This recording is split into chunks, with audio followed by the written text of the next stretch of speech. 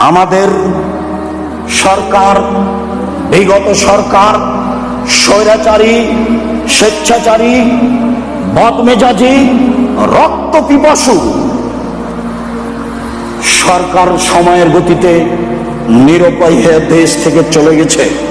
আল্লাহর বিধানে চলে যে রক্ষা নেই। আল্লাহ বলেছেন, আর নাফসু বিন নাফসে, মানুষের পরিবর্তে মানুষকে হত্যা করতে হবে এমন একটি আইন বাস্তবায়ন করতে হবে যেখানে অন্তত প্রথম শ্রেণী থেকে অষ্টম শ্রেণী পর্যন্ত ছেলেরা কোরআন মাজিদ পড়তে শিখে পড়াতে বাধ্য করা হয়, সেখানে থাকতেই হবে। সম্মানিত দিনী ভাই বোন, আমি কথাও বলেছি, এই দেশের সংবিধানে একটি আইন থাকতে হবে যেখানে শরীয়ত বিরোধী কোনো কর্মকাণ্ড গ্রহণ করা হবে না।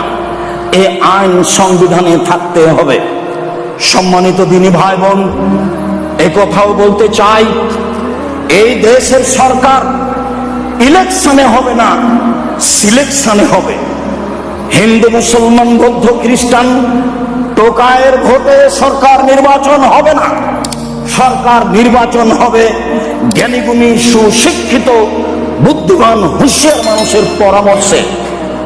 যে আদেশ করেছিলেন অর্ধ পৃথিবীর খলিফা, কুশাগর বুদ্ধিজীবী, রাজনীতিবিদ ওমর, তিনি বলে গেছেন, পৃথিবীর মানুষ পরামর্শ করে খলিফা নির্বাচন করিও, নিজে থেকে খলিফা নির্বাচন করিও না। জাতিকে এইভাবে খলিফা নির্বাচন করতে হবে। সম্মানিত দিনী ভাই বোন, এদেশের শিক্ষা প্রতিষ্ঠান, কলেজ, বিশ্ববিদ্যালয়কে রাজনীতি থেকে মুক্ত করতে হবে। কোন ছেলে শিক্ষার নামে কলেজ, বিশ্ববিদ্যালয়ে পড়তে গিয়ে যেন রাজনীতি করতে না পারে, এইটা চিরদিনের জন্য বাতিল করতে হবে। সম্মানিত দিনী ভাই বোন, আরো বলতে চাচ্ছি, এই দেশে যত স্বাধীনতার দোহাই দিয়ে মূর্তি, ভাস্কর্য বানানো হয়েছে তাকে ভেঙে চৌচির করতে হবে। ভবিষ্যতেও যেন আর কোনোদিন কেউ জাতীয় সম্পদ দিয়ে মূর্তি, ভাস্কর্য নির্মাণ না করে, এইটা সংবিধানে লিখিত থাকতে হবে।